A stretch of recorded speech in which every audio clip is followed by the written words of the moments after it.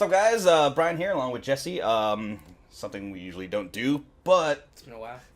something happened tonight. Where'd we go, Jesse? We went to AMC Palm Promenade. We went to the More movie. specifically, yeah, we went to the we movie. went to the movie theaters and saw Rogue One. Rogue One, and we just had to talk about it. Yeah, I'm exploding with excitement right now. What we just got done seeing was something I never thought was gonna be as good as it was. Not because I had no faith in it, I just didn't see many of the trailers coming out. Why? I didn't think I was gonna get to see it opening night. So the fact that I did get to see it, I'm just ecstatic, over the moon. I think honestly it might have been a better film than Episode 7, if I could be very honest. Not by much. It's still a great Star Wars story, but they're both great on their own thing. But this is just this is out there, man. This is So, wait, before we start off, there's gonna be some spoilers in this. Yeah. So good thing I haven't said anything yet. Really. If you haven't seen it, we implore you. Yeah, go watch it. Don't listen to us right now. Pause. Pause it. The X on the window is that way. This is gonna be a very spoiler-filled, us talking about it for yeah. For no Why? reason. Because we couldn't do it right out the gate. There were people waiting in line to go in and watch the 10:30 show. So, you guys get the brunt of it. Yeah, and right now, those people are watching it right now because it's 10:48 as we speak. So we got to see it. Good time before a majority of people did. Yeah. So, let's start this off. It's sort of a review, kind of informal. Let's start off with the beginning of the movie. No crawl. Were you surprised by that? That's one of the very few things I heard about the film. That there was going to be no I didn't know crawls. that. Yeah. I went there fully expecting to see some yellow letters to pop up from the bottom to tell me exactly what I was missing. But I found that I didn't need it. You didn't need it. Where this story's supposed to fit in within the overall universe, you kind of know everything you already need to know. The backstory is there. If you've been following Star Wars this whole time, the entire time you're in that theater, the dots are being connected, and you can't help but go wait. No. It was... And the way it starts, too, is kind of a cold open before you get the title. Everything in there just kind of explains what you need to know. It's a very good way to start an episode. It sets it off pretty well, honestly. No, I can't agree with you more, in all honesty. I really can't. Alright, so besides that, at the beginning, there was no crawl. You go into it, and you kind of still...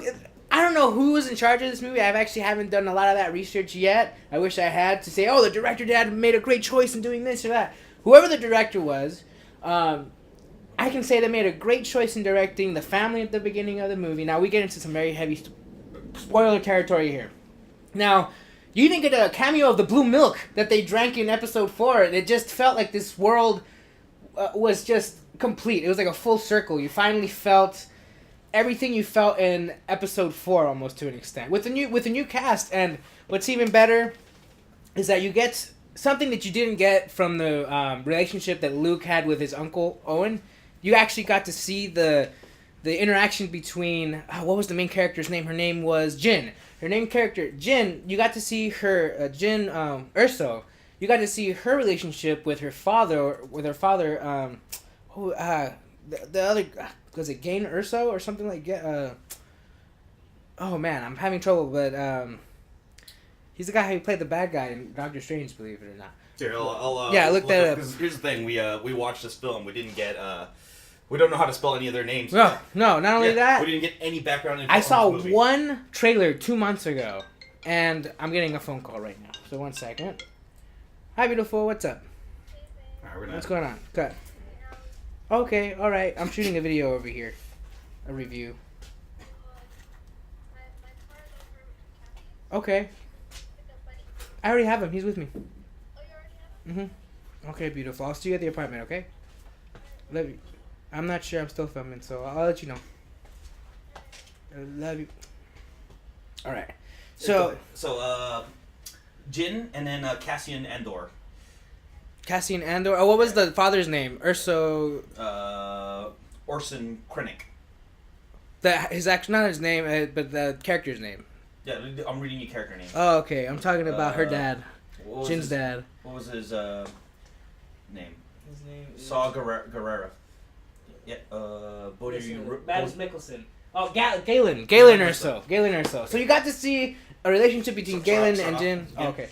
One of the Okay, one of the best things about this movie is that unlike Episode 4, where you kind of there's this death in the family with Uncle Owen and Luke Skywalker, you kind of almost don't feel it immediately. Why? Because there was no character build-up, right? Now, in the first 15 minutes, the setup with the character relationships with Galen Erso and Jyn Erso, I mean, you didn't need much. What they did was precise. It was like surgical. The way they implemented the just the character relations right then and there. It was one of the best parts of the movie. Why? Because you got to feel that connection threaded throughout the entire film, and then to kind of close with it. It was something I wasn't expecting to really get into Jyn's story as well. Now, we get away from her. We start going into the diverse cast that comes in within the first half hour or 45 minutes of the movie. You have Diego Luna. We have Forrest Whitaker. We have Donnie Yen. We have... who was Donnie Yen's the big gun? The guy that played Wen Zhang? Yeah. Baze Malbus. Baze Malbus. I mean, this whole cast was like an international cast, and you got to feel like in the first couple of Star Wars that came out in the late 70s, early 80s, mid 80s. I mean, we were still in this area in Hollywood where diversity in casting wasn't really thought of as a big thing. I mean, James Earl Jones was never showed, and he was the voice of Darth Vader, right? And we had the one black dude in space, Lando Calrissian, right? So it's good to finally see this universe kind of expand, in a way where you get to see this multitude of characters, not just these humans that are different, races or ethnicities, but you got to see a lot more aliens involved in the story as well, more than you probably saw in almost any. Oh, great one. For those episode 4 lovers out there, those two guys you meet at the bar. I don't. My friend doesn't like you. I don't like you either. Those guys make a damn cameo in this movie. You don't see where it's coming. You're like, oh my god. That was one of the first times that I can say that, like, the dots started connecting. Like, holy shit, this is where they are in the timeline. They are literally within. Well, from the movie, it looked like within a couple of days, 3 or 4 days before. Episode 4 starts, Yeah, it leads up pretty much directly into the very beginning of Episode 4. Oh, when you see it. When you see it, the crowd we watched it with, like, every time a cameo came up with, like, characters from outside, like, they cheered. Definitely. I don't think we should cheer, man. Some of those, especially when Darth Vader shows up, everyone was like, yeah! I was like, y'all need to run. Yeah, you guys need a. The tension is there. Yeah, don't cheer for the guy. It was actually really intense of a movie. Like I said, it sucks that I can't name the director right off the bat, because this man or this woman, whoever did this, they were playing with our heartstrings the entire time. Gareth Edwards. Gareth Edwards did such, and what's worse it's starting to rain over here. is that people were actually scared of the reshoots. There was news of reshoots happening, and people went berserk. They were like, "Oh no, reshoots! They're saying that it's not funny enough. They're saying this and that, this and that," because it's a Disney film now at this point. You know what? Forget that. Don't listen to that hype, the negative hype. Why? Because this film is, I want to say, almost damn near flawless. Now, I'm sure there are flaws within the next couple months. People are going to really pick at it and whatnot. But for a movie to play all the right notes, to get you to laugh, to get you to be worried, to be at the edge of your seat with tension, to get you to cry at certain parts, or at least on the verge of shedding tears, Gareth Edwards, I think, did just such a great job with this film. And I will call it a film. Why? It's not just a blockbuster summer movie. This is actually something that had great depth, not only in story but in character development. I mean, it is honestly a force to be reckoned with in the Star Wars universe. This movie is a standalone on its own. Doesn't have a sequel or a prequel. Well, direct Rogue One, Part 1, Part 2, Part 3, right? That's 4, 5, and 6, episodes 4, 5, and 6.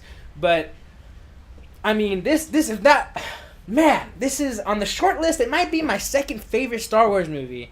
And don't judge me if my first one is Return of the Jedi. But still, this might be my second favorite one. And that's a lot to say, in all honesty. For it to be my second favorite one out of 8. Well, 8 now. Yeah, so, I mean, goodness gracious. You know what's good? I think what made this good was the fact that George Lucas was not involved in any way at all. Like, he had no say. It was really a creator's film. And when they said that, when they were putting out all that stuff, I didn't want to believe it. But after seeing it, I became a believer. So now that we've gone over kind of the beginning, right, with the family meeting. Oh, we didn't even really. Yeah. What's up? Okay, so that we get this straight, we're upon the family of the Ursos, the mother, the father, Galen and Jin. They're leaving, right? Yeah. We see not Grand Moff Tarkin. What was his name? Oh. Yeah. The main villain of this film, and I'll get his name for you right now. Let's see. Orson Krennic. And what was his real? That was his real name. Ben Mendelsohn. Ben Mendelsohn as Orson Krennic, right? That was his name. He was such a great villain. One, because he's not, in his mind, he's not a villain. You know, he's literally a general in an army that wants to make his, like, he looks at Darth Vader as his general, his leader, and he wants his kind of like admiration to an extent. Like, he wants to be like, hey, you're giving me reins to create this Death Star, and I want to be able to command, you know. And oh man, he was such a real person, right? He was such a real person, unlike Grand Moff Tarkin, which was not a real person, but he is one. You'll see when you see the movie. I mean, or you should have seen the movie by now. Hopefully, if you're watching this, Grand Moff Tarkin comes back in this film. And the technology that we have nowadays to make these things possible, for us to go back 40 years almost, in order to recreate a character that we need for a film today, a man who has passed away probably close to 5 to 10 years ago, maybe even longer, 20 years ago, and they nailed it. They nailed every aspect of that character dynamic as well. Grand Moff Tarkin and Orson Krennic. But like I said, Orson Krennic, in his eyes, he's just some dude in the Empire that wants to rise up. He just has aspirations. And to him, he's not being a bad guy. He's just a part of the army that he thinks is doing the right thing. Which is what makes a great villain a great villain. They don't think they're being evil. They just do what they think that has to be done in order for their agenda to be done, basically. Okay.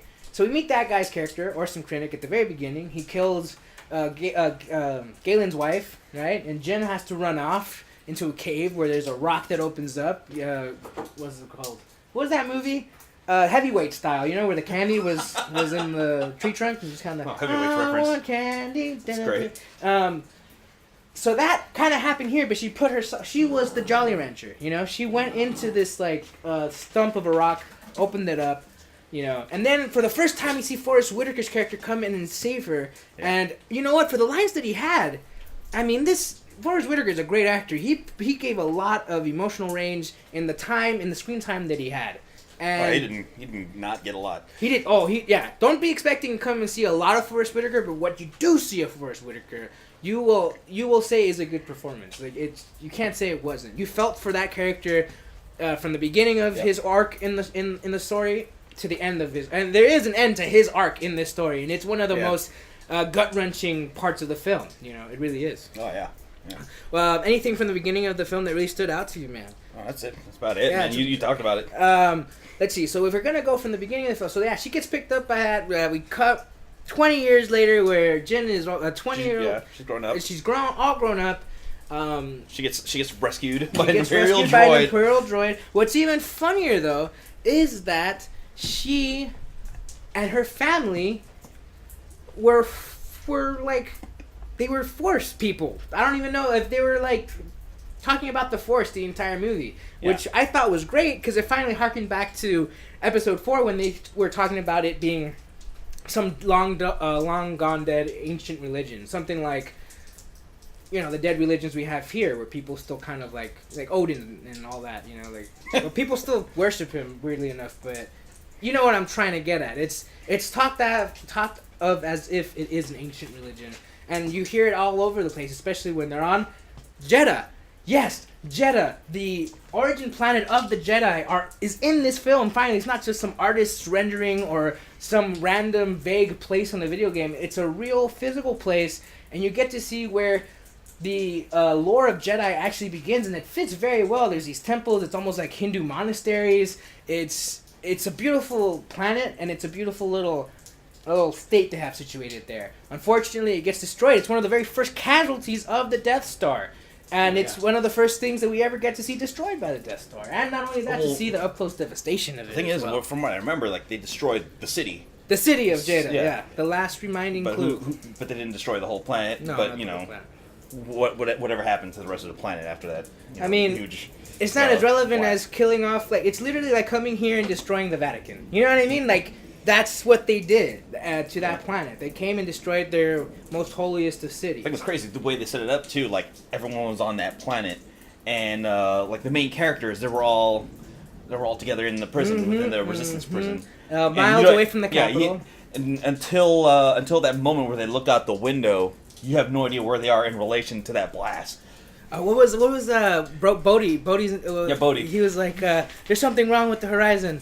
There is no horizon." I'm like, "Oh my god, yeah!" You get to see. Was it Bodhi? No, it was the droid. Oh, it was K. It was K. It's K. Yeah. Oh my goodness. How did I forget about K? One of the best droids besides C-3PO and R2-D2. Yeah. To ever show up, and you know what? Whoever is coming up with the ideas of these droids, what was the little ball one from BB-8? BB-8 would be a BB-8 or K.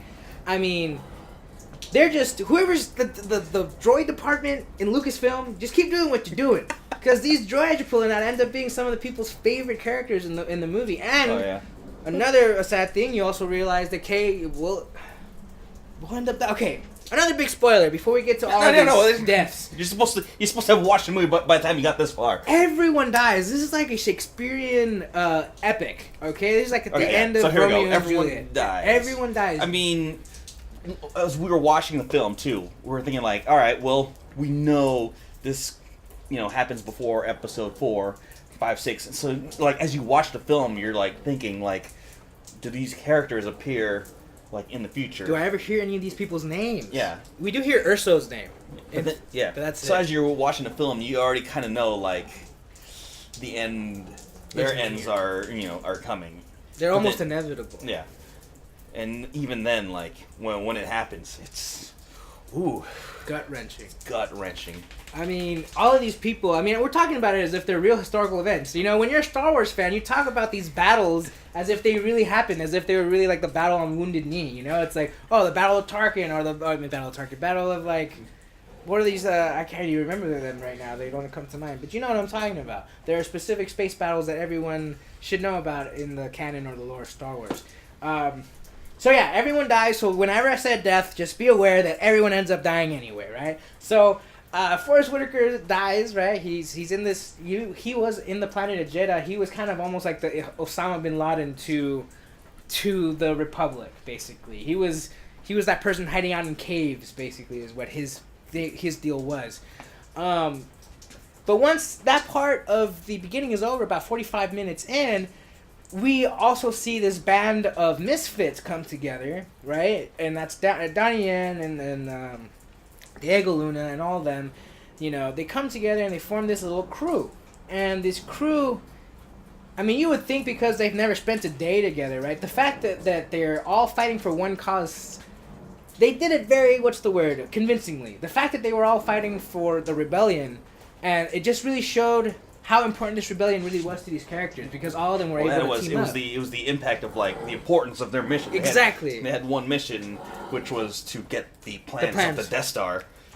And what's even better is now that you see, wherever we watch episode 4, that first 30 minutes of that movie will hold so much more weight, because you'll see what it took to get there. I don't think I can watch episode 4 the same way again, because before you watch it, it's just like, oh, they got the Death Star plans. Mm-hmm. And now it's like, man, what they had to go through to get those plans. They barely got the Death Star plans. It's not like they were just able to get them. They almost didn't, and the filmmakers really wanted to put that through to you. These people almost did not get the plans to the Death Star. But, they didn't, they took the plans for the Death Star, and it wasn't easy. It wasn't easy. Okay, but before we get too far ahead of ourselves, because we're only about 45 minutes into the movie, they leave Jeddah. Here's the great thing, too. Okay. Like, that's one of the things people were always complaining about in, like, they thought it was like a plot hole in episode 4, the fact that there was a weakness built into the Death Star. The great thing is, this movie explains that there's a reason why it exists. Because the darn architect wanted the weakness to be there. It wasn't a mistake. Yeah. It was a purposeful mistake. Purposeful. I mean...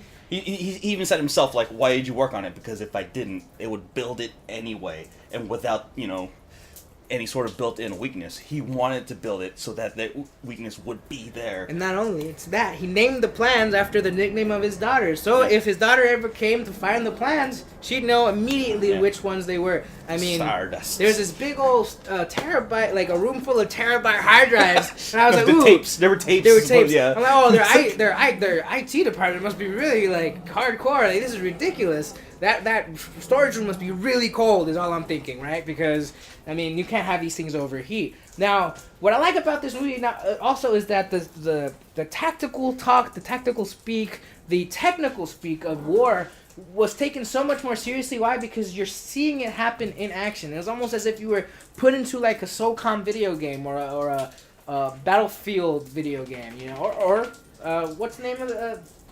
Battlefield. Yeah, Battlefield. Like, it's... You saw military command do, and it almost makes you want to appreciate the real army as well, because you're thinking like this is a space adventure, but these are what real army men have to, or army men and women have to deal with on a daily basis. The funny thing is, we saw was it like a commercial before the film for the Rogue car? Yes. And it looked like it was stormtroopers versus like an Imperial Army versus like the U.S. Army or something like that. Yes. So it's very.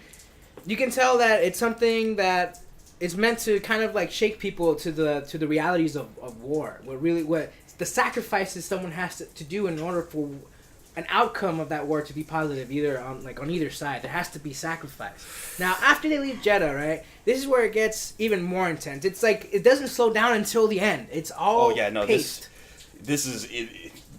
The film only gets more and more intense as it goes on to the end.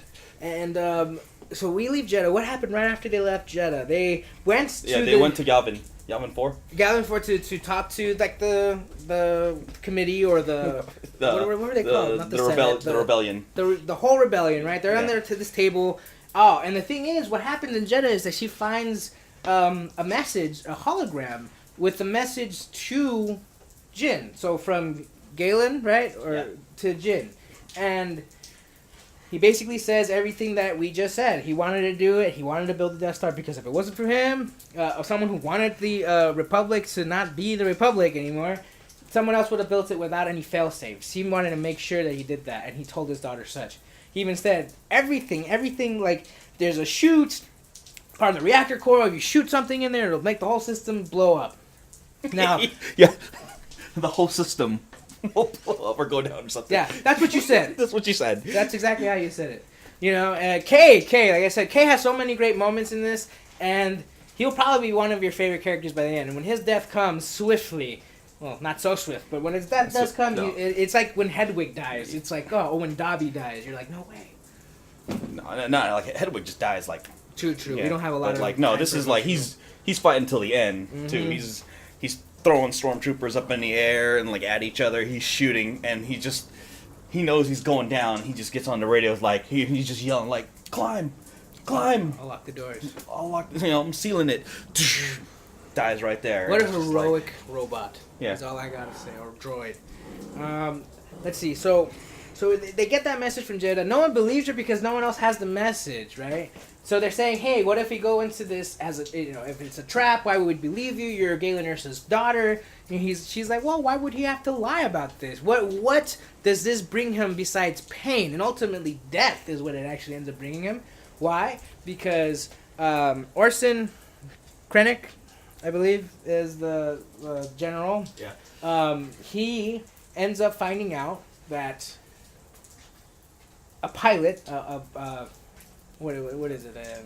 He deals with not like he's not a fighter pilot. He's a cargo pilot, a cargo pilot, right? And he gives him that message to give to Jin and also to Forrest Whitaker's character. So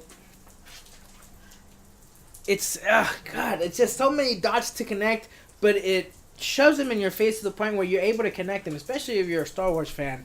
These things start to connect, So they go into this little meeting with the rest of the committee or the rest of the rebel army, rebel. And they don't believe her, right? But Diego Luna and his crew of people, they do, and they just don't want their sacrifices because they were about to surrender. Yeah. Something that we never got out of the episode 4. Yeah, we never heard that they were surrendering. There was never even considered it, or even even they didn't even consider surrendering in that movie. That the word surrender didn't show up once. The fact that this movie, you see that they were on the verge of surrender. That these people, we don't have an episode. It was like about half and half. Yeah, and it's like, and they said like without the full support, we can't go forward with this. Exactly. But they had the band of like 10 to 20 people. They said, hey, we've been fighting. We've done terrible things for the rebellion. We've become assassins. We've become spies, murderers, and we don't want all those terrible things that we did for a cause to be for nothing. Yeah. So if we believe you, we want to be able to end this fight now.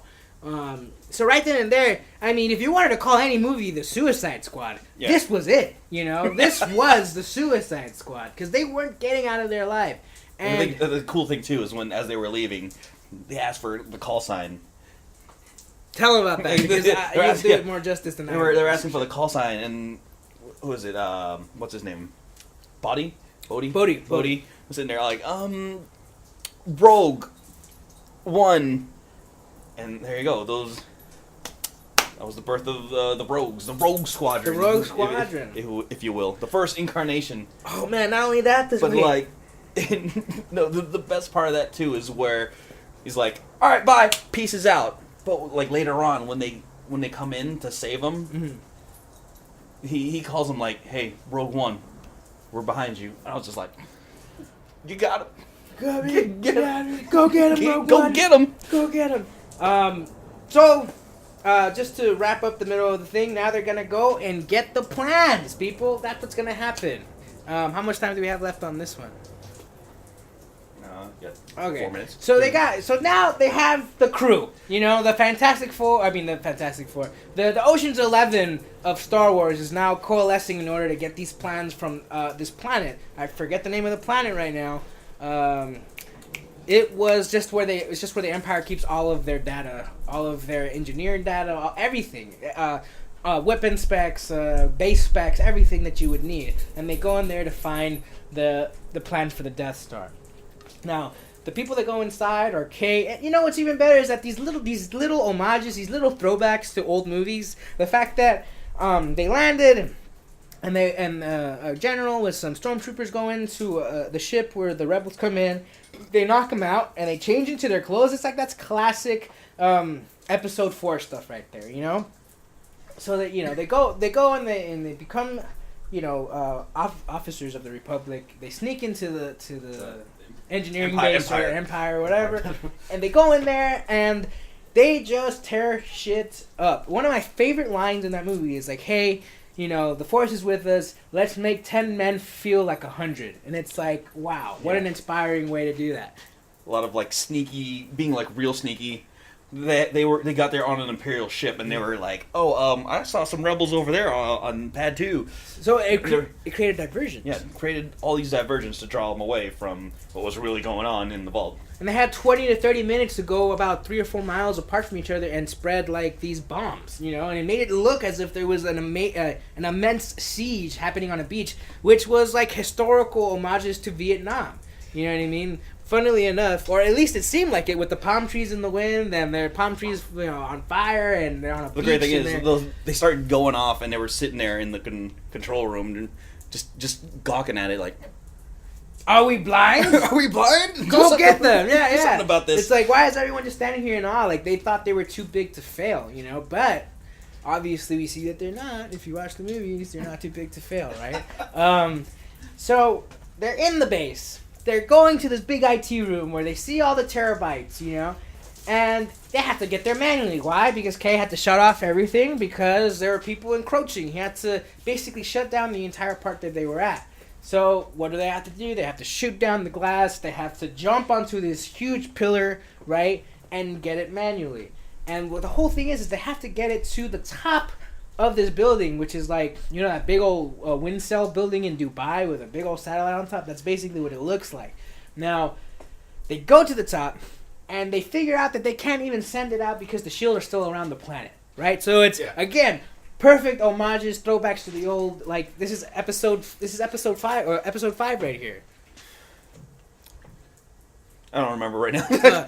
Yeah, it was episode 5. Like, they had to get the shield generator somewhere, or they have to put down the shield. Yeah. And, oh man, I forget actually how. Oh, and Bodhi has one of the most important missions in there, so you can't even have Rogue One without Bodhi. He had to, some weird pilot or some random pilot, cargo pilot, is the reason that this plan succeeded. If they didn't have people from within the Republic already willing to make sure it failed, there would be no episode 4, 5, and 6. So Bodhi, if anything, is actually one of the real heroes of the Star Wars. You wouldn't have, Luke, Han, and Leia without him.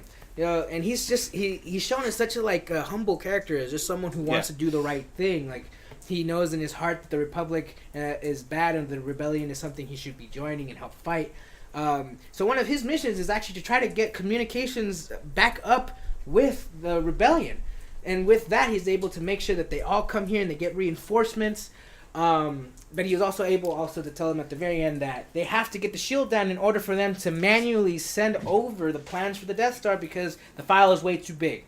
And they need to do it through this satellite, and that's the only way they can do it. So literally, this whole plan really it just came together. And what's even better is that they not forced it down your throat. You really just knew that the Force was with them at all times. That's what they kept saying. Donnie Yen's character, one of his favorite things. I am the Force, the Force is with me. I am the Force, the Force is with me. I am of the Force, and the Force is with me. And it's like, that's like one great mantra. And every time he did that, what people don't realize is that what he means is by that is like, whatever happened will happen, So like, if the Force wants this mission to survive, he won't get shot going up to the main switch. If he wants this mission to survive, he won't get shot while still trying to kick everybody's butt. Like, he really is blind. Yeah. He lets the Force completely take over his senses. It's a good line though for his line of the film. Like, are you kidding me? When they put the bag over his head. Yeah, I'm blind.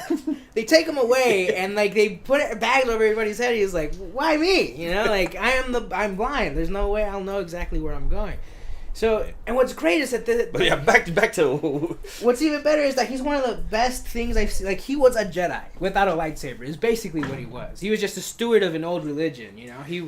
He had everything that a Jedi did, literally minus the lightsaber. He prayed. He said, "The Force is with me. I am of the Force." He was almost a devout Jedi. And you could tell that part of his staff, he has his staff, a wooden staff, that you could tell that some part of that staff was part of the hilt of an old lightsaber. You could just tell. And that's probably what helped guide him in the Force too, is most people who are of the Force after the first prequels, they need almost a conduit or something like Darth Vader's helmet in Episode 7. That's how he was able to talk to Darth Vader. Or like when Rey touched the lightsaber in Episode 7. Same deal. I feel like he drew his power from that staff because that staff had part of a hilt of an old lightsaber in it. And, even better, they finally collected kyber crystals. They didn't really ever mention them in the old movies. Kyber crystals were at the center of this film. And it's great because it brings it all back together. Why Jedi and the Republic are so up in arms against each other, because the Republic wants to build a super weapon with these kyber crystals that Jedi have used in order to make peace weapons. So you finally kind of get to see why this war is such a big deal. You're thrown into it at 4, 5, and 6. You don't know why or how. You just know there's a great space opera. But, with this movie, you get to see, like, wow, they really tried to destroy almost like a genocide of people, Yeah, it very much mirrors. There's a lot of this stuff. There's a lot of Star Wars that very much mirrors realistic or real events in our history, in our timeline. Things like Vietnam, World War II, Poland during the Blitzkrieg, all that stuff is in this movie. If you can make those connections, it's a very deep film. It also has some very deep social commentary about, being part of a rebellion, to fight against evil. If you don't, it's like, what's the greater evil? The person doing the evil, or the good man that stands by and does nothing? Like, that's the kind of morality tale that this is. So it brings up a lot of good questions, especially in the state that our nation's in right now. But besides that point, right? So they get the terabyte, they put it in the thing, what was I going to say? I already mentioned Grand Moff Tarkin is in this movie, right? And it's one of the best things. So now that I mentioned that, move along. All right. So now we get to the end. And you just know, little by little, one person keeps getting picked up. Boom.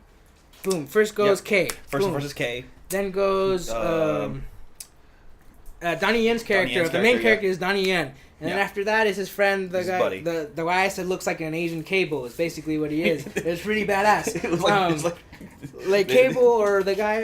It's just the same thing. It was like Daredevil and Cable, basically. Right back to back, right? And so, and then they die, and then what's left is Diego Luna and Jin, and basically everyone there is dead. The only two survivors are Jin and Diego Luna. Yeah, every time they keep passing off the plans too, it's just by the skin of their teeth. We need to get this out so we can destroy the Death Star, and it's just like by the skin of their teeth. They're trying to send it out. It's just like, gah. Maybe not. Maybe this. Maybe not. Yeah. They need to get the shield down, and just last ditch effort. They had to ram two Star Destroyers into each other, and that was one of my favorite moments in the whole film. I didn't even know they could do that. You know what I mean? So they would come crashing down and break the shield open, and even then, at the very very end, if you want to get there, they actually transmit the plans up to. One of those shrimp-looking guys. No, but the main one, the rebel ship. Yeah. One of the cruisers. I forgot which ship it was. And then even then, that ship gets captured by the ship that Darth Vader's on, and they have the plans on this tiny little disc, and they're just passing it off one by one. As each one of them gets picked off in a dark hallway, all you see is a red lightsaber swinging, reflected off of the glossy helmet. And you just know, you see it. It's the feel. It's the aesthetic. It's the atmosphere. You know that this is the ship that starts off Episode 4. You know it. And Darth Vader is there, tearing people to shreds. And you start to see the guys with the uniforms at the very beginning with the weird white bike helmets that go all the way back, and they have brown vests and they're all together, they're trying to shoot, and one guy's at the very back with the disc, and a door won't close all the way. The door won't open, and he's just like, just take it. Door closes, he gets stabbed by Darth Vader. He rips the door open with a lightsaber, and they're still pass the disc, keep going. The whole, the fate of everything, lies on this getting out. They finally get to the last pod or whatever, they shut it down, and they say, let's get the hell out of here, and they book it. And Darth Vader's standing right there, you were this close. Ready for the lights to turn on, for him to say, they're on that ship, go get them, I want Princess Leia dead or alive. Well, he probably didn't know she was on that ship, Then, but, as you go on, the very last scene, as they're getting away, the last guy, he's got the plans. Opens the door. You see Princess Leia just turns around. You just see the silhouette, though. You see the back of her dress, and you're thinking, "There's no way they're gonna even show her face. It's gonna just be here it is," and then they're gonna cut at the back of her. No, they turn old young Carrie Fisher around. And she looks not a day over the time. I mean, she's supposed to look exactly like she did in Episode 4, because that's where this timeline is. And it's pretty darn close, you guys. It's pretty damn close. Like when Robert Downey Jr. turned young in the beginning of Civil War, it was that good, It was that good. And she gets it and she says, when have we just been delivered? And she says, hope. And then that's a great part. That's how the film ends. And just by watching this film, it completely changes how you watch Episode 4. Yes. And maybe that's where it lies the greatness of this film, is now you can't see Episodes 4, 5, and 6 without remembering the sacrifice it took for those events to even take place, for them to even go and get and kill the other Death Star. They knew how to destroy it. They just had to, they already had a blueprint to destroy this thing. So it was just such a great movie. Everything about it was it was airtight. There were no holes in it, no plot holes that you could really see. It was just tight. And then you saw all the dots connect. If you're sitting there and you're a fan of this franchise, you're seeing every line that pertains to things that happen in the future, 2 to 3 movies in the future. And it's just done so well.